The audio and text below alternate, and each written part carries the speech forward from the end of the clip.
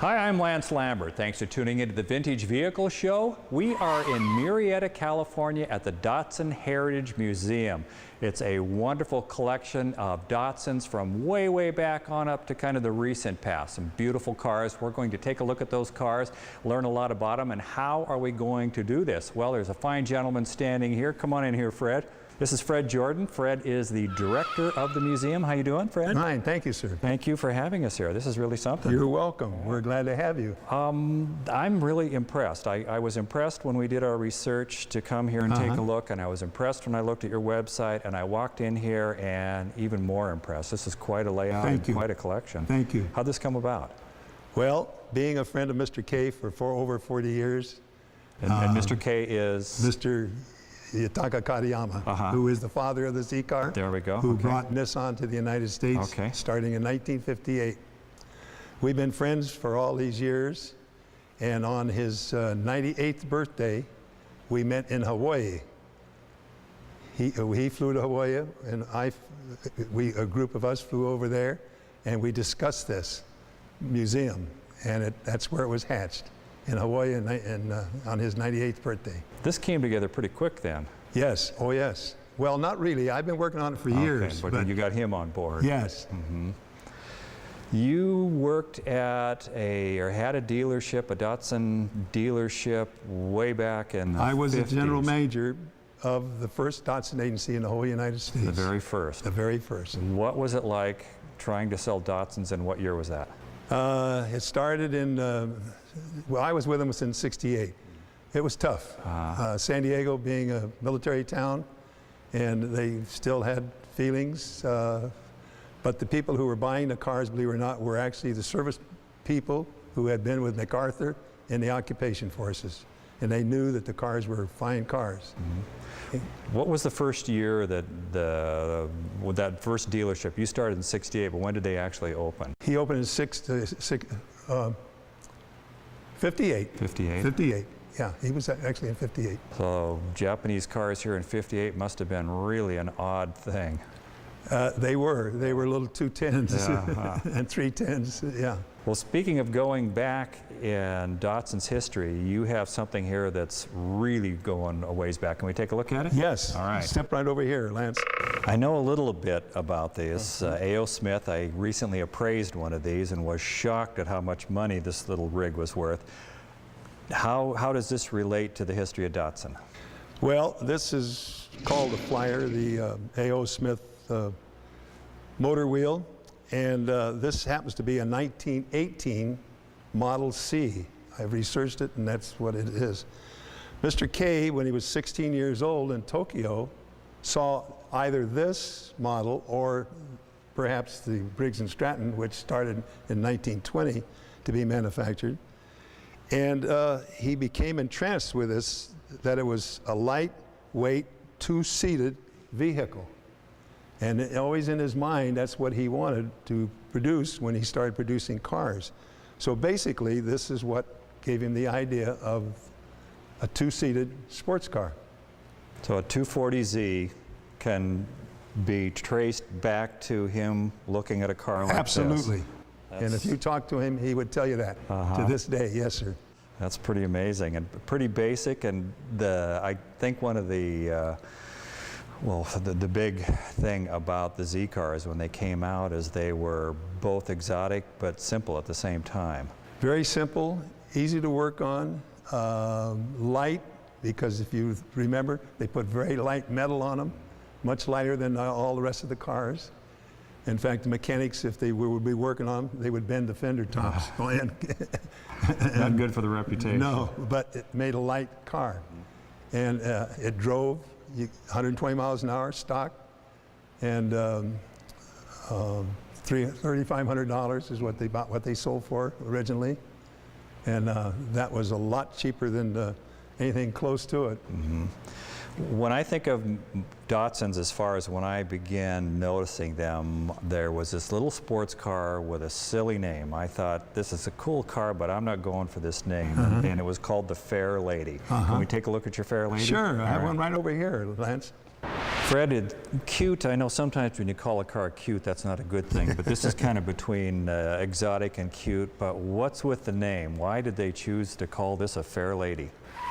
Well, they saw the stage play, My Fair Lady. And they being the executives in Japan? Or? Yes, yes. So even to this day, they're called FairLadies over there. You take your normal 350, which is produced over there today, they're called FairLadies. Still. Now, when they came here in the United States, our original 240Zs had the FairLady emblems on the side. Mr. K actually took a screwdriver and popped them off and had Datsun signs made for them because he liked the word Datsun, which was the original name for the car when it was originally built. And that name was only used in the United States, nowhere else in the world. So everywhere else in the world, they're called FairLadies. Mm-hmm. Did they sell well? Did they go over well? Yes, yes. This is a great little sports car. This particular one was one of the early ones. This windshield comes off for racing. This is the only one that the windshield actually picks off. This is a nice example of one. How did this compare in price? Well, what year is this model? 63. 63. How did this compare in price and performance to, say, a 63 in MG or a 63 Austin Healey? Oh, cheaper. Much cheaper? Yes, cheaper. Yeah. And performance-wise? Performance-wise, I would say they outran them. Really? Yes. These are really, these were really goers. In fact, the later ones, the 2000s, had a real hot engine in it, and they still use them today to race all the time. We covered a show called Motor and J Style last year. It was all antique Japanese car, and there were a lot of these that were fitted out in racing garb. They looked pretty neat. Yeah, today you find a lot of them in the SCCA racing, yeah. The performance on these being comparable or more so than MGs and Austin Healey's, what was the running gear? What kind of power plant do we have here? Well, this is a 65 with a 1500 cc engine in it, and then they built one with a 1600, and then the final one was a 2000 cc, which was a twin double overhead cam. These were single overhead cam. When you climbed in one with a 1500 cc and then you climbed in 2000, I would think there was a big difference. Big difference. And of course the 2000 is the ones that you see on the racetracks today. This was, we had the Mayo Smith that talked, that inspired the Datsun car. And eventually the 240Z, and then this came along. You have a 240Z over here, correct? That yes. is quite a hot rod. It's a little bit different 240Z. Yes, Can we take a look at that? Okay. All right. Fred, I referred to this as a 240, which if it had been sold on this side of the water would be correct, but actually you say this off camera, you mentioned this is a Japanese issue. Or this is actually a FairLady. So this is still a real FairLady.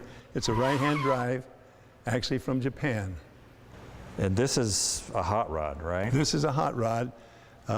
This gentleman has actually put in what we call a Skyline engine, which is a twin double overhead cam engine out of a Skyline car in Japan.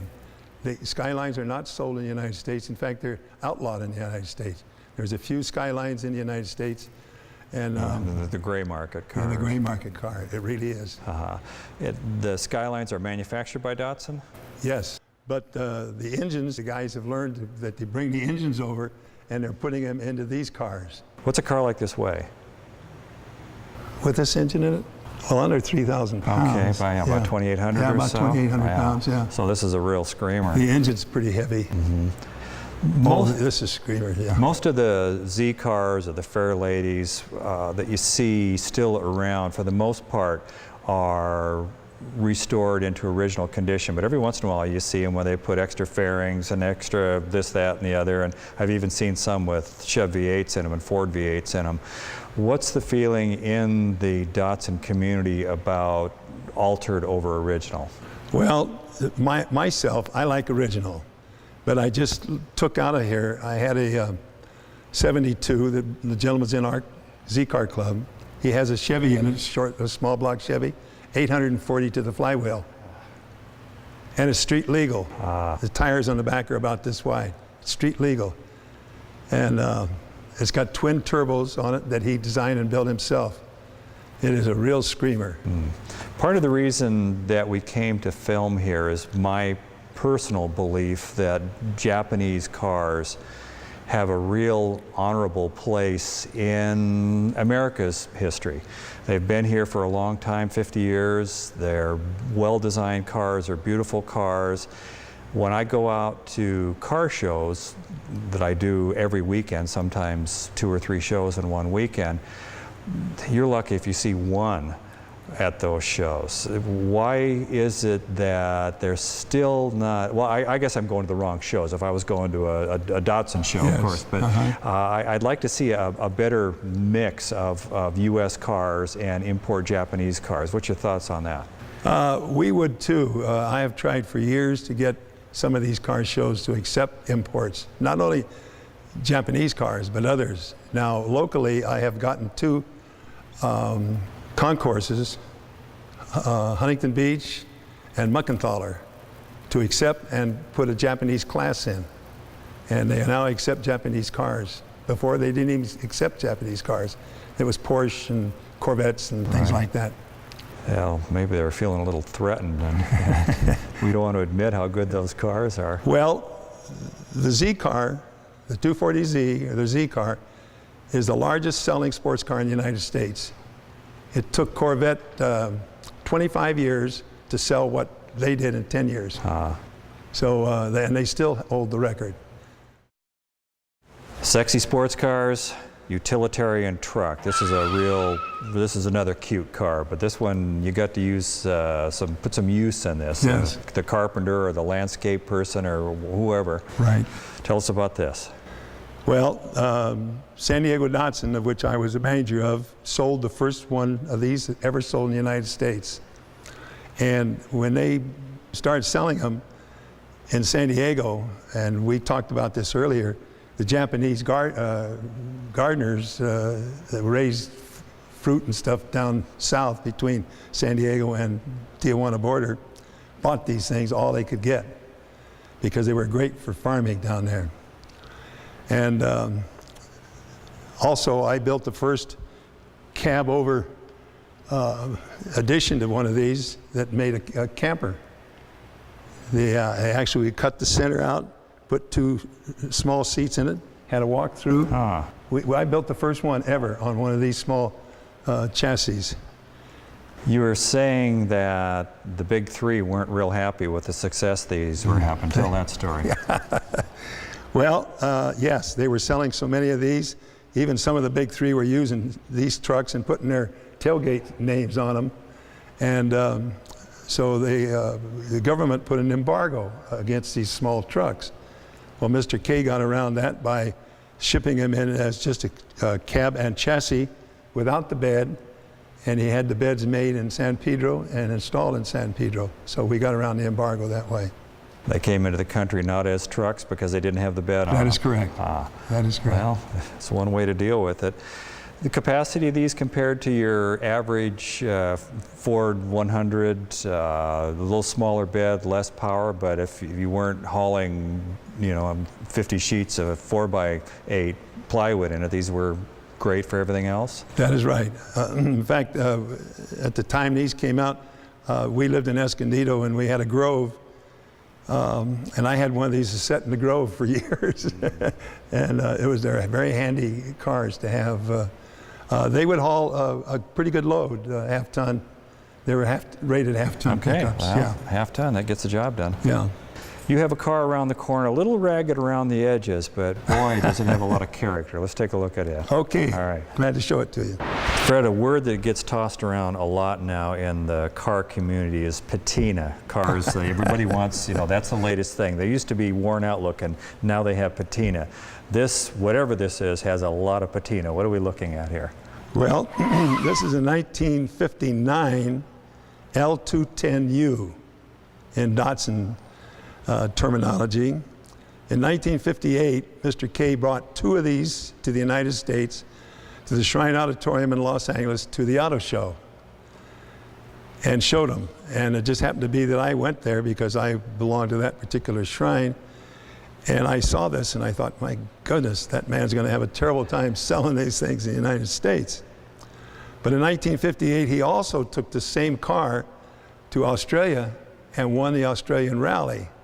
with this car. It had 1,000 cc, and it has 37 horsepower. There. So, you know, it didn't go very fast, probably 45, 50 miles an hour, top speed downhill. But a very rugged car. I just pointed out to you that it has like 6 lugs on such a small wheel, where our 240s came with only 4 lugs. In Japan, a Datsun 1000, was this a average family car, or who bought this in Japan? This would be a family car. But you know, if you've been to Japan, the streets are very small, and the terrain's rough, and the weather's bad. There isn't many family cars in Japan, but this would be a family car in Japan back in those days, yes. Datsuns became popular with, correct me if I'm wrong on this, Datsuns became popular with a younger buyer when the 510s came along. Is that correct? It seems like those were That is real. correct. When we first came out, this is kind of the type of car that was selling here in the United States. 210s, 310s, and so on like that. When the 510 came out with its speed in the engine and the suspension in it, it was a race car actually, just stock. And when the kids found out that the darn thing would really go and handle, we sold all we could get, really. We sold all the 510s we could get. Let's go take a look at one. Okay. The Datsun 510 is a car that I think brought the Datsun into perhaps a new market. And the thing that strikes me about them is they're so clean, they're so simple and so classy looking. They're a little bit boxy, but it's a real stylish car, I think. Yes, and it was very popular when it originally came because of the suspension and the power for such a light, small car. The younger generation just ate this car up. And this really boosted Nissan sales in the United States. And of course, when the 240 came in, that really boosted it up. I heard comparisons made between this and BMWs. Oh, this will outrun the BMWs. Yes, A it little, did. little similar in the design. It was a good performing car, performed well, with a power plant of what size? About 2,200 2200 cc's. Yeah. A lot of them ended up on the track. I've seen lots of pictures of them with stripes on them and numbers on the side, and people holding trophies standing next to them. Peter Brock, John Peter Moore, Brock. especially Bob Sharp back in Connecticut. He must have had 10 of these things in his garage. Yes, and they still race them today, and they still are winning. We had Peter Brock on the show. He had one of these, and I believe he had a 502 in it. Just, you know, some giant motor Yeah. in it. I know he brought an awful lot of respect to Datsun.